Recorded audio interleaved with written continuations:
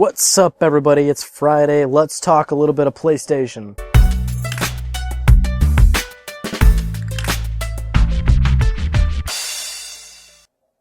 Another pretty interesting news week in the world of PlayStation. Last week's episode I posted on Friday, like I always do, and then not even an hour later, PlayStation AllStars Battle Royale got a release date announcement, and it got 2 new characters. What the deuce? I guess Sony is always out to get me. But yes, absolutely. PlayStation All-Stars Battle Royale got a release date October 23rd for North America and the 24th, one day later for Europe. Sorry guys, you guys are going to have to wait pain-grueling 24 hours to play the game while us Americans get to enjoy the game for an extra 24 hours.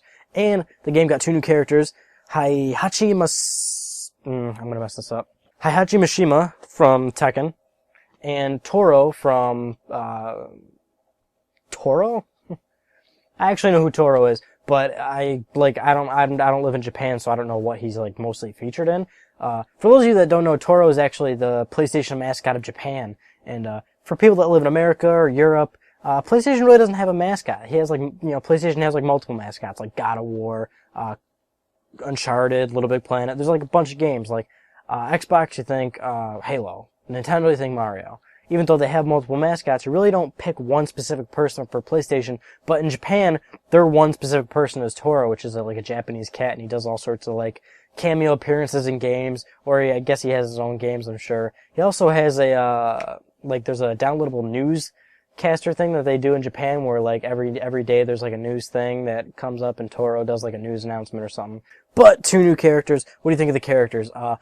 I'm not really a big Tekken fan. Well, actually, Tekken's the only fighting game that I can actually tolerate, but Heihachi, I thought they were going to go with someone else, I don't know, Eddie Gordo, perhaps. And Toro was actually a really interesting choice. Why would they go with Toro? I know he's a PlayStation character, but, outside of Japan, not a lot of people know who he is. That was actually a really interesting choice. I'm not sure why they went with that.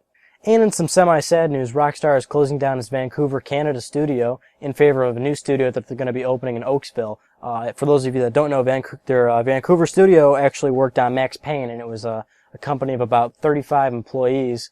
And it's shutting down, and they're going to be opening up a new studio. The good news is that those employees were actually offered jobs at the new studio, because this new studio is actually going to be carrying a lot more employees, and it's going to be a little bit more bigger of a workspace, so Rockstar is bringing in a lot more people. But obviously, I don't think all those 35 people are just going to make that new living arrangement and changeover, so good luck to the Rockstar folks. Speaking of Rockstar, did you guys check out the Grand Theft Auto 5 screenshots they released? Yeah, one dude was like, yo, Rockstar, where's all the Grand Theft Auto 5 news? And then Rockstar was like, dude, here's 2 screenshots. And then they released them. And they look totally awesome. I cannot wait for Grand Theft Auto 5. I don't know about you guys, but I love Grand Theft Auto. Everyone else loves Grand Theft Auto. Everyone's grandmother loves Grand Theft Auto after they get past all the violence of the game.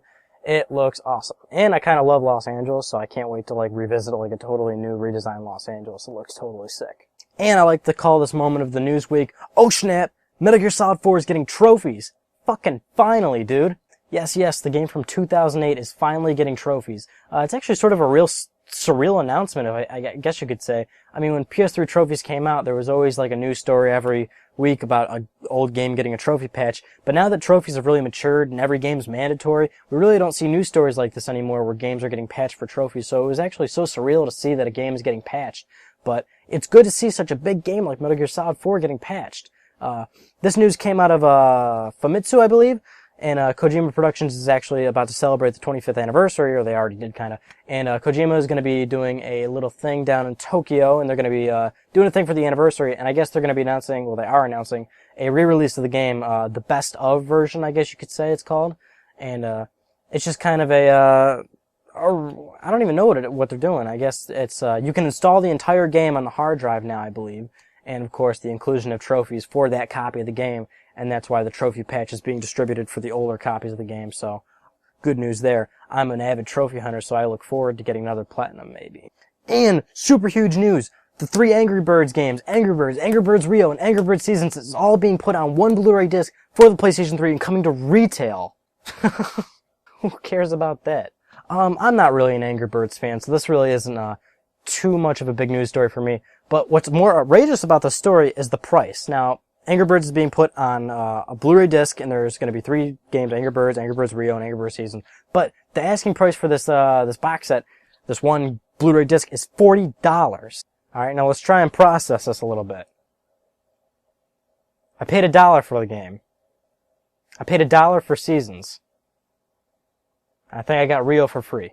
But if you are looking forward to Angry Birds on your PS3 or 360 or 3DS, which sucks because there's no Vita version, come on, what's up with that? But if you are looking forward to it, the PS3 version actually has move support, and I guess it's a little enhanced. I guess the backgrounds are going to move a little bit more and stuff. I mean, the game is on a iPhone or Android phone, so putting it on a high-definition TV that's going to be some high-octane visuals and crazy blue, bright birds. And currently Comic-Con is going on, if you don't know about that. And Beyond Two Souls just had its panel, and Ellen Page was there, and this is finally the first time that Ellen Page had to speak for herself about the game, so there's all these interviews going up on the internet you guys should really check out. Ellen Page is finally speaking about the game and talking about her involvement, especially David Cage is doing some interviews. Some really interesting stuff. If you guys aren't Quantic Dream fans, you should be. Those are some of the big news stories this week I wanted to talk about, guys. Thanks for talking with me. Let me know in the comments what you think about all the stories that we talked about this week. But thanks for watching, guys. Stay tuned for episode 5 next Friday. Peace out.